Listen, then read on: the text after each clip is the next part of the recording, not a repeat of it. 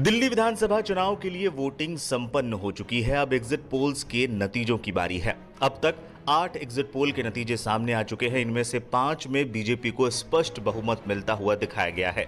जिन 5 सर्वे में बीजेपी को स्पष्ट बहुमत मिलता दिखाया गया, उनमें चाणक्य स्ट्रैटेजी, जेवीसी पोल, पीपुल्स इनसाइट, पोल डायरी, पी मार्क शामिल हैं। हालांकि मेट्रिज के एग्जिट पोल में बीजेपी और आप के बीच कांटे की टक्कर दिखाई गई है। इसके अलावा 2 एग्जिट पोल्स में आप को स्पष्ट बहुमत दिखाया गया है। माइंड ब्रिंक और वी प्रिसाइड ने आपकी सरकार बनने का दावा किया है।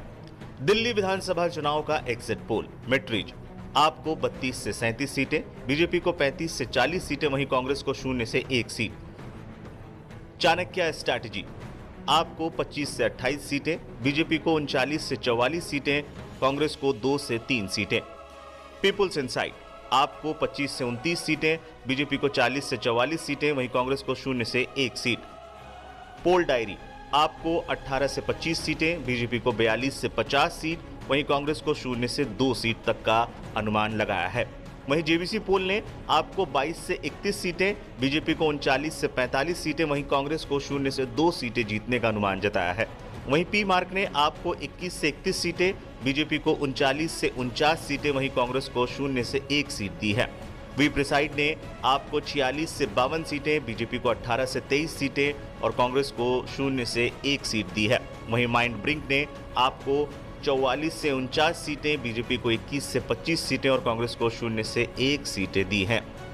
दिल्ली विधानसभा चुनाव के लिए मतदान पूरा होने के बाद आए एग्जिट पोल्स ने सत्ताधारी आम आदमी पार्टी को बड़ा झटका दिया है।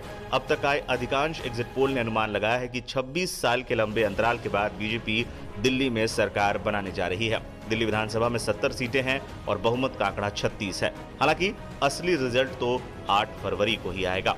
पिछले 3 चुनावों पर नजर दौड़ाएं तो एग्जिट पोल आम आदमी की असली ताकत को सही तरीके से भांपने में असफल रहे हैं।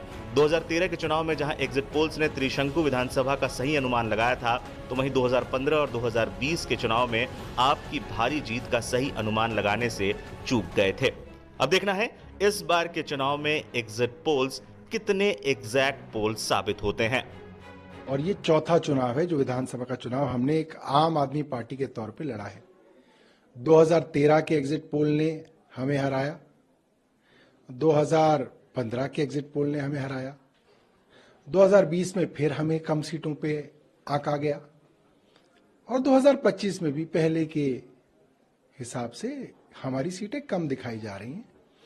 मुझे लगता है कि आम आदमी पार्टी को एग्जिट पोल हमेशा कम आंकते रहे हैं और उसका बड़ा कारण ये है कि आम लोगों की जो आवाज है वो अक्सर भारतीय जनता पार्टी के जो दबंग हैं वो दबाते हैं। डराया जाता है, धमकाया जाता है, तो एक आम आदमी अपनी बात एग्जिट पोल पे नहीं कहता, उसको डर रहता है।